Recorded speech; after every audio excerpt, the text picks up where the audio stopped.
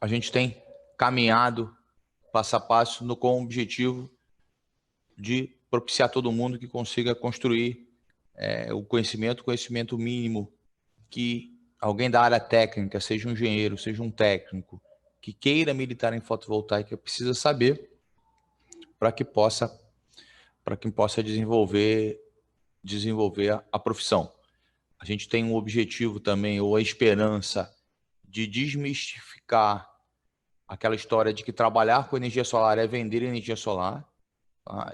E acho que muito das reclamações que nós temos no mercado sobre qualidade das instalações e uma série de outras coisas tem o fato de que os engenheiros e os técnicos muitas vezes não estão fazendo o que deveriam fazer, que é ser engenheiro e técnicos. Então o curso tem o objetivo de dar os conceitos iniciais para que um engenheiro ou um técnico consiga aí sim definir quais os tipos de curso ou qual tipo de conhecimento que ele vai adquirir. Não que conhecimentos como marketing e vendas não sejam importantes, e eles são fundamentais para qualquer área profissional hoje, mas é necessário que se saiba que tem alguém que faça a parte técnica da forma correta e entenda, seja para auxiliar a maximizar o resultado do cliente ou do investidor, numa ótica mais econômica financeira, seja para ter uma redução de custo no gerenciamento da obra, então já está mais voltado para o pessoal de engenharia de custos ou de gestão de projetos, seja para garantir a confiabilidade ou a segurança das instalações elétricas, que inclui, é óbvio, fotovoltaica. Então, o objetivo desse curso é dar os passos iniciais para que todos vocês possam, dentro das suas próprias competências que vocês já têm, entender e escolher qual é o ramo da fotovoltaica que vocês vão optar por seguir. Tá? Esse é o nosso objetivo principal. Hoje nós vamos falar, a gente já falou um pouco sobre dimensionamento, nós já falamos sobre a curva IV, demos os conceitos básicos iniciais de fotovoltaica, ou seja, as grandezas, o que a gente precisa entender, como funciona o inversor. Hoje nós vamos falar sobre o tal do overpaneling, oversize, ou FDI. Eu uso o termo FDI, eu não sei nem de onde eu tirei esse termo, para ser sincero, mas vamos falar sobre, não interessa a forma como a gente chame, nós vamos falar sobre isso. Vamos lá. Eu posso colocar mais módulos? Quantos módulos eu consigo colocar no inversor?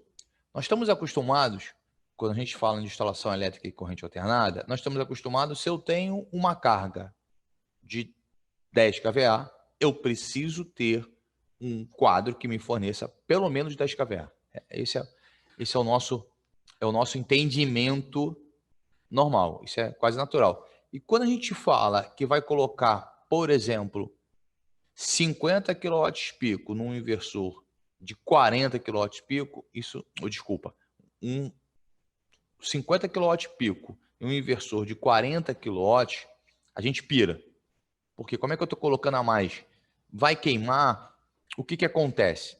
Vamos lembrar que o quilowatt pico é uma potência que só ocorre naquela condição STC. Que condição é essa? 1000 watts por metro quadrado de radiância e uma temperatura de célula de 25 graus Celsius.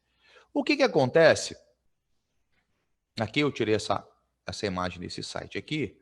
O que acontece se os módulos tiverem a mesma potência do inversor? Se eu estiver recebendo 1000 watts por metro quadrado, no máximo, no meu topo, lá por volta de 11h30, meio-dia, a minha curva vai fazer isso aqui. O que ocorre? Eu só tenho 1000 watts por metro quadrado quando tenho num período relativamente pequeno do dia e nem em todo o ano. Né? Provavelmente eu vou ter mais isso no verão do que em outro sentido. Então, se eu colocar mais módulos do que inversor, o que vai acontecer se eu tiver 1000 watts por metro quadrado ou mais? Eu vou ter um potencial de entregar mais energia do que o meu inversor suporta. Ou seja, o meu inversor só consegue transmitir, por exemplo, 40 kW. Eu botei 45, ele só vai entregar para a rede 40 kW. Esse é o limite dele. Tá? Ele vai controlar a corrente do lado de CC e vai manter dentro dos parâmetros dele. Então, e vamos imaginar que eu botei mais módulos, então a curva potencial dos meus módulos seria esse aqui, mas o inversor iria ceifar, ele vai cortar, ou seja, esta energia potencial eu não gerei. Em contrapartida, por eu ter mais módulos, quando eu tenho uma menor irradiância, eu consigo entregar mais potência para o meu inversor. Então, a minha curva ela cresce tanto para cima quanto para o lado. Então, nos momentos onde ele ceifa, ou seja, onde ele corta a energia, que é B, mas eu também tenho momentos que ganho energia. Então, o que eu botar mais módulos em função do inversor vai me fazer, ele vai me fazer perder energia B e ganhar energia A mais C. Eu só vou fazer isso se isso fizer sentido da ótica financeira. Tá? Então, por que alguém vai fazer isso? Ah, Vinícius, mas eu prefiro. E se essa soma aqui der menos 2%? Talvez seja melhor eu manter todo mundo igual e não perder em momento nenhum. O que é melhor da ótica financeira ou quem que determina isso? Aí vamos ver alguns exemplos financeiros com simulação. Tá? O que eu fiz? Eu peguei aqui um inversor de 50 kW, tá? E estou colocando nele 144 módulos de 400, 57.6, tá? Para fazer a simulação, eu usei o inversor da Canadian de 50 kW e o módulo da Canadian de 400 watts e peguei os preços do kit, contando módulo, inversor, cabo e estrutura. Tá? Fiz um ajuste. Isso só está enxergando o preço de equipamento. Isso não está enxergando mão de obra, lucro, nada disso. É só para a gente ter uma noção da variação no custo, que quando é você que está comprando, isso impacta no seu custo. Bom, o que eu fiz? Nesse caso, então, eu vou ter um overpanning, um oversize, ou seja, quanto a mais de energia. Então, eu vou pegar os 57,6 kW-pico e vou dividir pela potência CA do meu inversor. Então, eu tenho aqui 1,15. Vamos ver aqui. Eu tenho 57 dividido por 50, vai dar 1,15. Ou seja, eu tenho um sobredimensionamento de 1,15. Bom, isso aqui isso é uma simulação feita no PVSys para o Rio de Janeiro, tá? Isso vai me gerar, esse sistema vai me gerar 88,45 megawatts-hora por ano e o custo de equipamento é R$ 127.798. Tá? Esse equipamento, dessa configuração, vai me desperdiçar aquela energia potencial em 0,03%. Tá? O PVSys me faz esse cálculo. E aqui é um índice que eu gosto muito, que é o quanto por ano que eu produzo por quilowatt-pico. Tá? Isso aqui é um índice que o PVSys me dá também. Então, isso aqui é que eu tenho nessa configuração. Agora, eu vou pegar o mesmo inversor, só que eu vou colocar mais módulos. Tá? Eu estou verificando os parâmetros elétricos e ele funciona também para os parâmetros elétricos. Então, agora, eu estou colocando não mais 1,15, eu estou colocando 64,8 kW-pico, porque eu tenho mais módulos, mas eu mantive o mesmo inversor. Então, meu overpanneling agora, meu sobredimensionamento, passou a ser de 30%.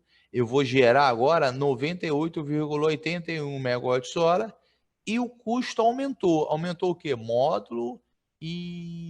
Aumentou módulo e estrutura. Só que agora, reparem, agora eu estou com mais módulos, então existe a possibilidade realmente de eu ter mais perdas, e eu tenho mais perdas. Eu passei a ter 0,74% de energia potencial que eu perdi. E significa que agora que cada quilowatt-pico me produz 1.525 kWh por ano. Não satisfeito, vamos fazer uma terceira hipótese. Eu agora vou colocar 180 módulos nesse inversor. Ainda consigo colocar, tá, gente? Então, novamente, o meu oversizing agora é 72 dividido por 50. Eu vou ter, então, uma energia gerada anual de 107,8 megawatts-hora ano, com custo de R$ 154.355. Reparem agora que a perda, ou seja, a energia dissipada, a energia potencial, né, aquele corte da curva, agora é de 2,61%. E esse módulo me produz, esse sistema tem um potencial de cada quilowatt-pico me produzir 1.497 kWh ano. Vamos começar agora a analisar esses números. O que acontece? Quando eu saí de um overpanning de 1.15 para 1.30, eu aumentei a minha geração em 11,71% e aumentei o meu custo em 10,39%. Já dá para entender que ficou legal, né? Eu ganhei mais energia por reais gasto. Coloca isso ao longo de 25 anos, isso pode vir fazer uma enorme diferença. Só que, e na segunda hipótese? Na segunda hipótese, eu ganhei agora 9,09% de geração, mas o custo subiu 9,04%. Reparem que aumentar de 1.15 para 1.30 meu overpanning foi bastante interessante. Eu ganhei aí uma diferença de 1,4%, basicamente, 1,3%. Quando eu passo de 1,30 para 1,44, eu já ganhei 0,05% apenas. Por quê? Porque minhas perdas aumentaram muito. Eu ceifei, né? Eu fiz muito clipping no topo daquela curva. Então, qual é o melhor? Não sei qual é o melhor. É essa avaliação que eu vou ter que fazer. Agora, e aqui está dando o exemplo dessa diferença aqui, ó. Esse aqui é o gráfico do PV System. Repara, ele me diz aqui, ó, perdas por inversor acima da potência, 0,74%. Perdas do inversor acima da potência, 2,61%. Tá? Então, quando eu saí do 1,30 para 1,44, eu tive uma diferença de eficiência, de perdas muito grande, o que explica a diferença entre um e outro condição. Agora, a gente vai sair, eu fiz esse estudo com esses módulos, essa foi a geração, o preço não altera, mas a gente fez esse estudo na geração do Rio de Janeiro. Vamos levar agora para Fortaleza. A gente deixa ali em cima os números do Rio de Janeiro e aqui estão os números de Fortaleza. Reparem que, como era esperado, a geração em Fortaleza é maior do que a geração do Rio de Janeiro. Isso a gente não tem dúvida que a gente esperava isso. O custo é o custo de equipamento. Teria que contar a logística e coisa do gênero, mas vamos desconsiderar. Reparem, as perdas alteram. As perdas por sobredimensionamento em Fortaleza acabam sendo menores do que no Rio de Janeiro. E o quilowatt-hora por quilowatt-pico por ano, por módulo, também é melhor em Fortaleza. E os números? O ganho no overpanning de energia em Fortaleza é 12,13%. No Rio era 11%. E o custo aumentou 10,39%. Reparem que esse overpanning aqui vai me trazer uma rentabilidade, uma diferença de rentabilidade a priori, se eu tivesse as mesmas tarifas, maior em Fortaleza do que no Rio de Janeiro. E se a gente for para outra opção, as diferenças também se mantêm dentro da ordem de grandeza bem próximo. Aqui de 96,67 megawatts-hora ano para 108,40 megawatts-hora ano, eu tenho um ganho de 12,13% de energia, mas para um custo de 10,39%. Se eu for para de 1,3 para 1,44, eu tenho um ganho aqui de 9,09% de energia para um aumento de custo de 9,04%. Nas duas condições, eu tenho mais ganho do que eu tenho aumento financeiro, ou seja, a o overpending me gera mais energia, nesses casos que a gente usou aqui, do que trouxe de aumento de custo. Você bota isso ao longo de 25 anos, isso pode vir a ser interessante. E a pergunta é, mas Vinícius, então tá bom, eu quero saber qual o overpending que eu vou usar. Não sei, você decide, tá? Porque vai depender dos preços dos equipamentos, né? Quanto custa o equipamento? Quais as limitações que você tem? Você tem ou não tem limitação de área? Pode ou não pode? Por exemplo, se você precisar de mais energia, você fica limitado, em alguns casos, por questões de CMS, você vai ficar limitado no 1 mega. Será que não vale a pena? Você não pode botar 1.1 mega, porque se você botar 1.1 megawatt CA, você vai perder alguns. Se for, por exemplo, autoconsumo remoto, você vai perder algumas vantagens financeiras, alguma vantagem tributária. Então, nesse caso, talvez valha a pena você levar o máximo possível para poder ter certeza que está mantendo os seus inversores em 1 mega. Então, você não tem fórmula geral. Você vai precisar fazer um estudo tanto da parte de geração quanto da parte de perdas.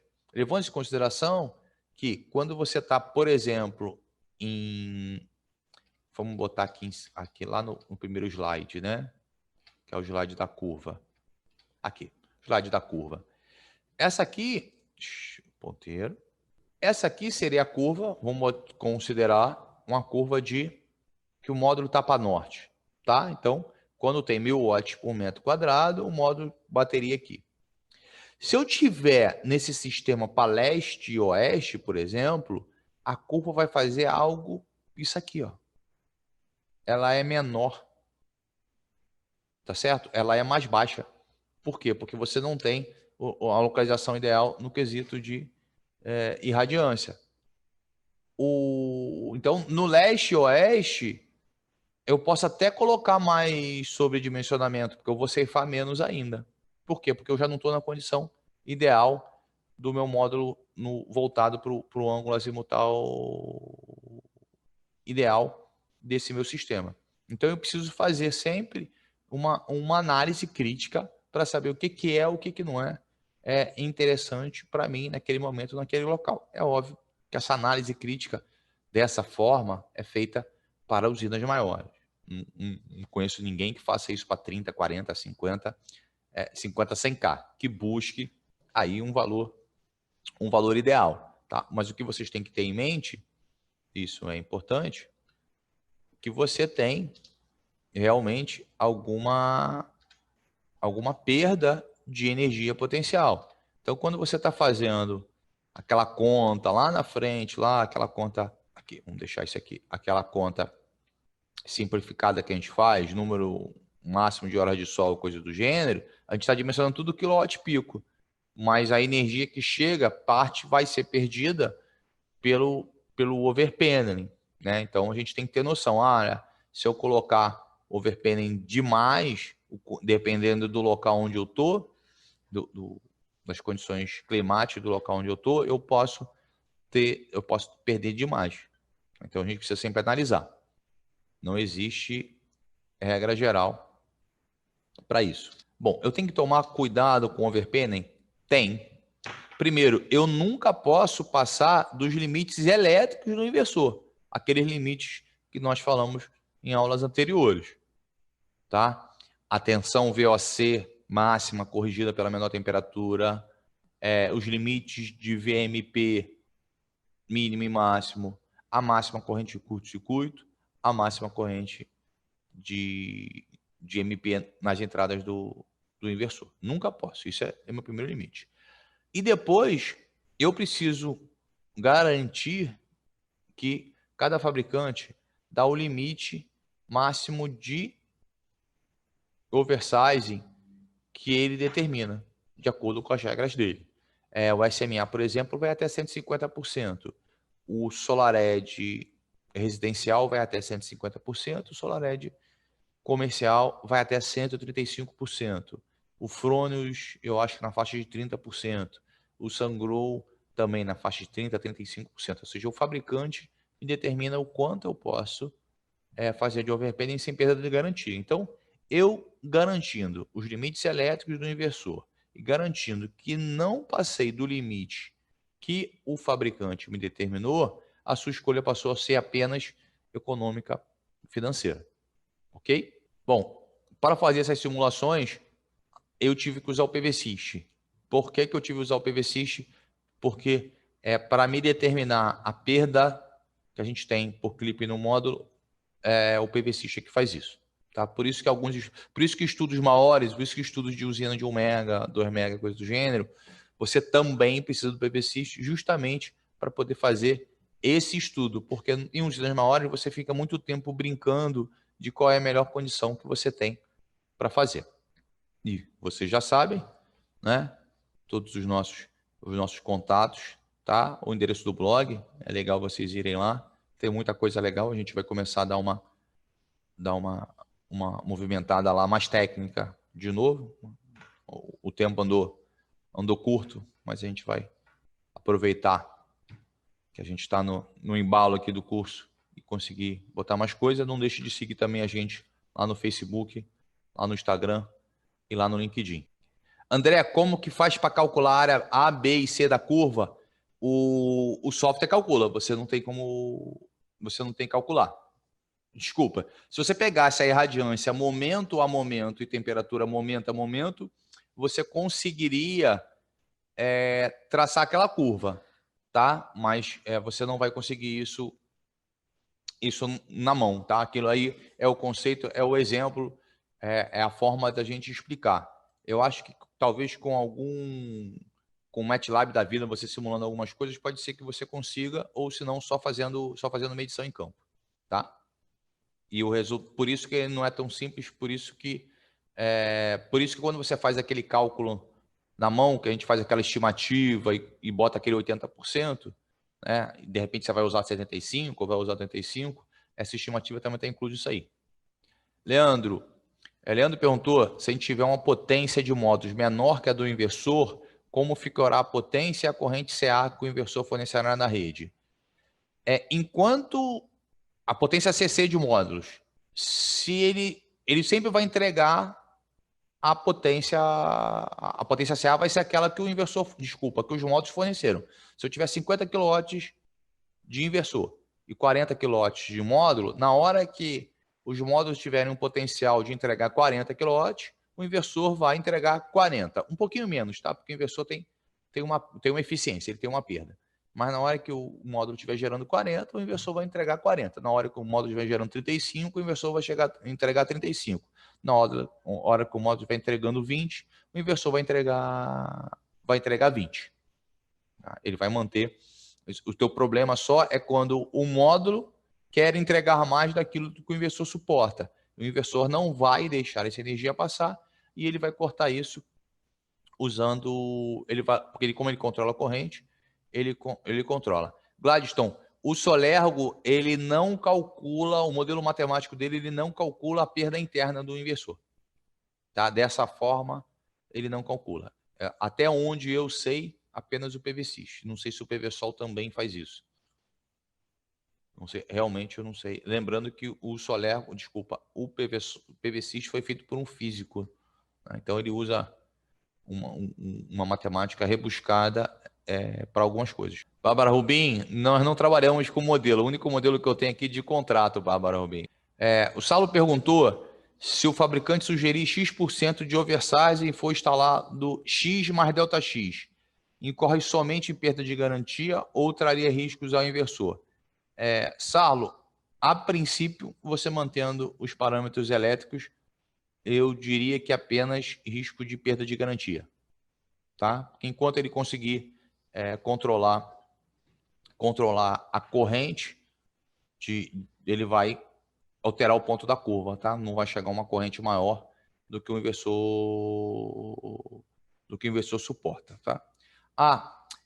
Eu usei um termo durante a apresentação, clipping, né? Então deixa eu dizer o que é. Toda vez que a gente falar em clipou a curva, ceifou a curva ou coisa do gênero, nós estamos falando desse fenômeno aqui, ó. Ou seja, eu cortei a curva, eu não deixei passar esta energia potencial aqui, ela não foi entregue, tá?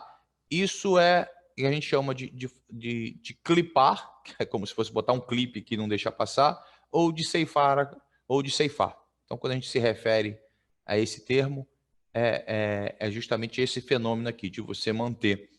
Quem tem sistema instalado vai ver algumas vezes, quando o sistema fica uma linha reta, é justamente isso que você está fazendo. Você está ceifando, você está clipando a curva. Então, a Bárbara falou que já viu projetos em que a empresa instala potência X e depois deixa para fazer o overpayment após a usina já estar conectada, caso o cliente precise. E quer fazer isso sem comunicar a distribuidora. Tá. Eletricamente, não há problemas. Estou falando eletricamente. Por quê? Porque no conceito de distribuidora, para GD, vamos falar em GD, tá, Bárbara? No conceito de distribuidora, efetivamente para distribuidora, ela está limitada, a potência CA entregue está limitada pelo inversor. Não há dúvidas quanto a isso. O que vai acontecer é que o número de horas, aliás, ele vai entregar mais energia, isso é um ponto, e o número de horas que ele entrega uma quantidade maior de energia, né, o topo, vai aumentar. Só que isso é uma ilegalidade, porque a ANEEL precisa desses dados, né? Nós preenchemos lá aquela folha de registro da central geradora, que é a potência, modelo, potência e quantidade de módulos. Então, seria uma ilegalidade e confesso que eu não vejo nenhuma vantagem para o instalador fazer isso. Não consigo entender por quê. Porque todo o estudo da concessionária de rede vai ser feito em função do número de módulos CA. Desculpa, número de módulos CA. Pela potência de inversor CA.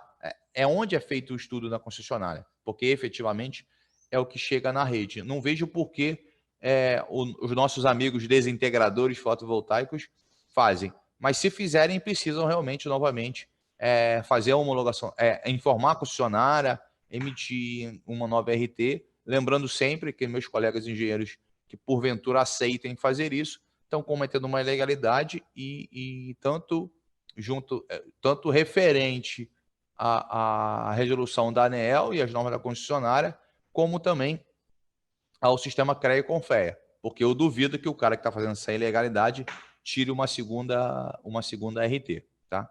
Andrei, para onde vai a energia clipada? Calor? Não, na verdade, essa energia ela não chega no inversor, porque ele na maioria dos casos, tá? Para a grande maioria das tecnologias, ele vai controlando a curva de corrente. Então ele vai mudar o MPPT. Desculpa, ele não vai mudar o MPPT. Ele não vai trabalhar no ponto de máxima potência, né? Então vamos dar um exemplo. Meu inversor era de 40 kW e eu tenho uma energia potencial naquele momento de 45 kW. De 45 kW. Então, se ele controlasse tensão em corrente para trabalhar no MPPT de 45 kW, ele não conseguiria injetar, ele não consegue trabalhar. Então, o que ele vai fazer? Ele vai trabalhar agora a tensão em corrente e vai trazer a curva não para o ponto de máxima potência, mas vai trazer a curva para o ponto de 40 kW. Ou seja, então essa energia ela não chega nem no inversor. Se ela chegasse no inversor, ela teria que ser dissipada como calor. Então, ela acaba sendo dissipada ou no módulo ou não aproveitada. Tá? Sarlo, se você alterou qualquer coisa, vai depender de como a concessionária entende, mas eu entendo que você, no mínimo, vai preencher novamente os formulários técnicos que ela exige, a nova RT, e o formulário técnico que ela exige a nova RT e um novo esquema de filar. Tá? Vai depender de como cada uma delas vai tratar. Eu trataria isso, eu chamo isso de um aumento de carga. Tá? Franz, não vamos falar. O Franz está perguntando se em alguma das aulas será falado sobre as perdas por PID e se existe algum HW, algum equipamento para reduzir ou mitigar PID. Não vamos falar sobre isso. Isso aí já é num curso, já seria uma coisa bem avançada. Lembrando que nós estamos falando de um curso básico, tá? O Arthur perguntou se existe uma tendência de mercado nos inversores novos que traz possibilidade de fazer overpending acima de 50% quando vale a pena fazer. Arthur, para preparar a aula, eu tive lendo uma série de artigos ontem, tá? Principalmente artigos americanos e australianos. O estudo sempre vai ser econômico-financeiro. Vai depender de como tiverem aí suas perdas. E a gente tem uma coisa importante, tá? Apesar do inversor poder aceitar até 50% de overpaying, né, alguns inversores, os novos módulos estão aumentando muito em potência. Significa que quando eles aumentam a potência, eles aumentam ou tensão ou corrente ou ambos. Né? Lembrando que potência é igual. Potência e corrente contínua é igual a tensão vezes corrente.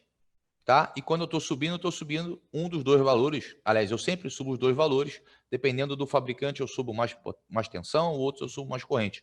Com isso, eu estou batendo muito rápido os parâmetros elétricos dos inversores. Com os módulos novos, não é tão simples conseguir mais do que 30%, mesmo que meu inversor aceite o overpending. Tá? Então, eu não sei se tem uma tendência de mercado, mas a gente já tem. A SMA, durante muitos anos, já tem uma linha, a linha deles trabalha com 50% de over. A SolarEdge, principalmente os pequenos, né, o HD Wave, trabalha também com 50% de over. A Sungrow tem na faixa de 35%, eu não sei se tem previsão de aumentar. Eu não sei se é uma tendência, mas eu diria que é uma possibilidade razoável.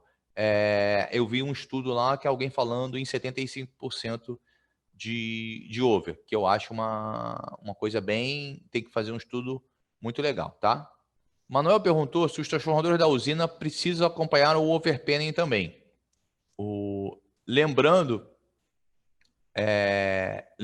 que tanto o transformador quanto os cabos AC são dimensionados pela máxima corrente que o inversor entrega. Tá? A gente tem que lembrar que os inversores, normalmente, quilowatt no inversor é igual a kVA, mas nem sempre. Nós temos alguns inversores que ele tem 100 kW, mas ele pode ter até 105 ou 110 de kVA. Então, quando eu vou fazer o dimensionamento elétrico no lado de CA, o que eu tenho que olhar é a máxima corrente de saída do lado CA. Tá? Então, eu sempre... o quanto tem do lado CC... não tem nenhum problema, desde que o meu inversor me faça o clipping, me safe naquela potência, naquela corrente que ele está determinando. Para quem quiser estudar mais desse assunto, o site da SMA, ele tem muita coisa sobre isso, tá? Ele tem uns papers bem legais de quando vale a pena ou não fazer o over. Silvia perguntou se tem conjuntos de módulo inversor com melhor custo-benefício. Não temos. Por que, Silvia? Porque isso muda a todo momento. Porque tem mais política comercial envolvida de formação de preço do que qualquer outra coisa. Esse é o detalhe, tá? Tem um número mágico, quer dizer, o número mágico não, né?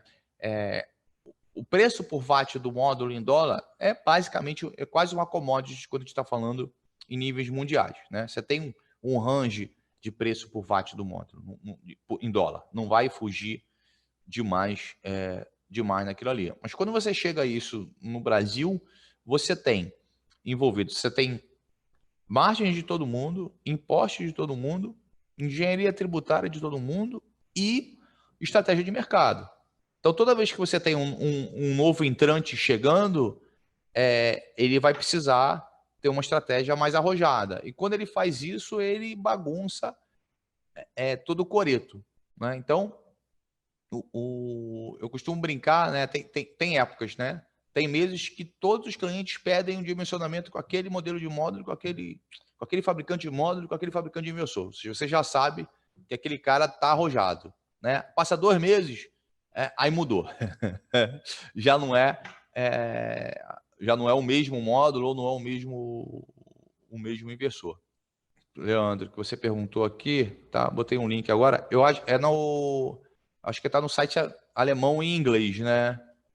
Porque na verdade eu procuro o termo e aí vou achando os papers. Esse aqui é um da SMA, tá? O paper eu botei o link aí. Então, o que ele faz, né? Aqui os custos fixos não alteram, né?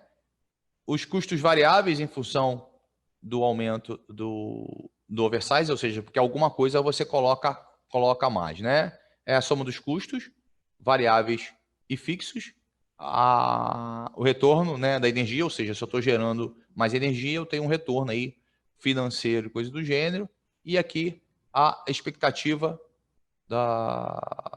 do ganho de energia, né, o PR em reais, ou em reais, em euros. E ele faz a curva.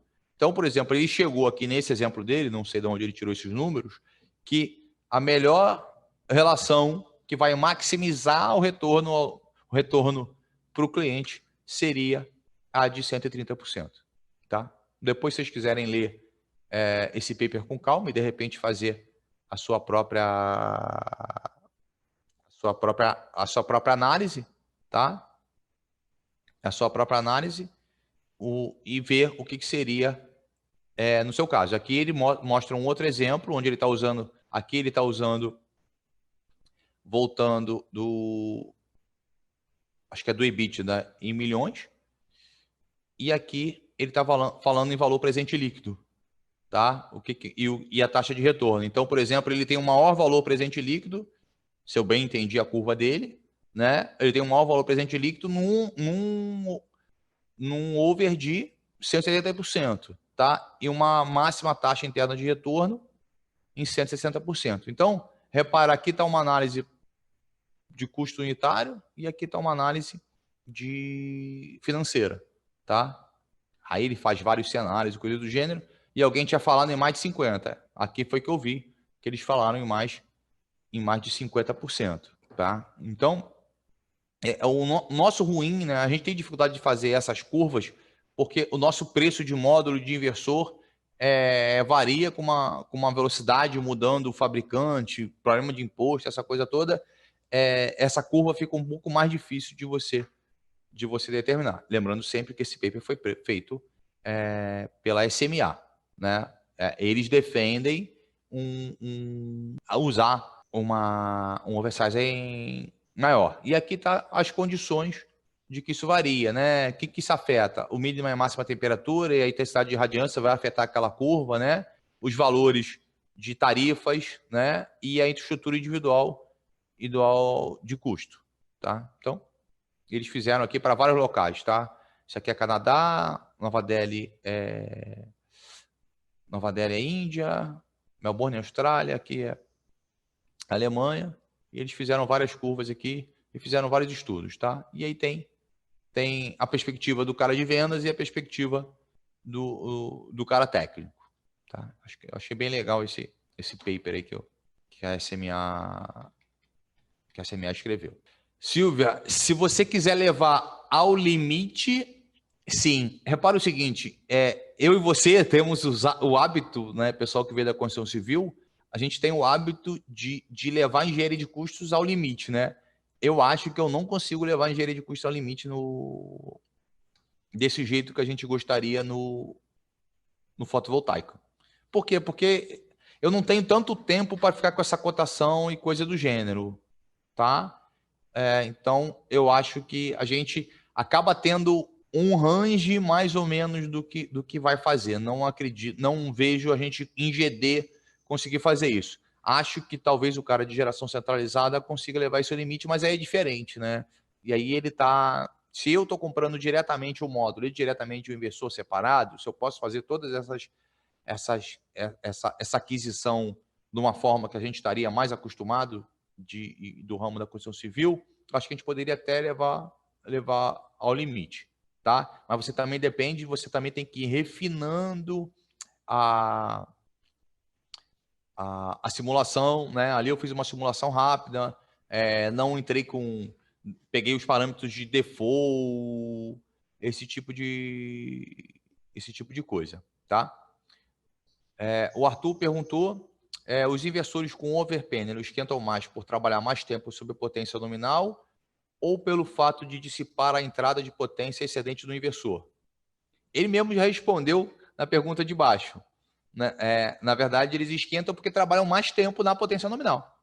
Né? Aquele momento, vamos botar que ele tivesse, dar um exemplo, tá? Se ele estiver ceifando a energia de 10 às 2, ele está trabalhando 4 horas na potência nominal. Se ele não estivesse ceifando, ele estaria trabalhando próximo da potência nominal, sei lá, 85% da potência nominal de 10 a 11h30 e de 11h30 a meio-dia e meia a 100% da potência nominal. É por isso que ele esquenta mais, por isso que ele não perde a garantia, né? Dentro daquele parâmetro, porque o fabricante, na verdade, ele já sabe, eu presumo que seja esse o detalhe do limitação do overpanning, né? É quantas horas ele fica trabalhando em potência nominal, tá? Algo parecido com isso. Entendo eu, porque nós estamos falando sempre falando em energia elétrica, estamos falando em dissipação de calor, principalmente para quando eu estou falando em equipamento eletrônico. Ok? Então, deixa eu compartilhar a tela aqui. E aqui tem uma série de imagens e de explicações distintas sobre... Aqui a gente vai ter uma série de imagens distintas explicando, ou outras formas, né, de explicar o overpanning, né? Novamente, esse trechinho cinza aqui é o que seria a energia que foi perdida. Esse aqui, o que está em verde, né, a diferença entre o verde e o azul, a energia que foi ganha, tá? Aqui é um outro exemplo, tá? Outro, de novo, a energia que não foi limitada, ou seja, essa linha reta aqui passou a ser o clipping. E a gente tem uma série de imagens, de figuras falando sobre isso aqui. Esse aqui é um exemplo de uma medição que foi feita, tá? Ou seja, reparem, esse cara aqui foi ceifado, né? Clipou aqui, ó. Repara. De que horas? De 8h30, 9 horas da manhã até as 4 horas da tarde. Esse aqui provavelmente foi excessivamente... Teve um clipe excessivo, tá? Então, esses são os... Você tem muita coisa, vão ter muitas explicações explicadas de forma diferente, né, com uma abordagem diferente da que eu dei, tá? Mas o conceito original é esse. É só para a gente, acho que um dos objetivos disso é a gente ter falado muito, a gente fala muitas coisas em fotovoltaica e a gente não analisa ou desconhece alguma coisa, isso é uma coisa importante, e a gente fica muito focado, eu tinha essa deficiência também, tá, gente?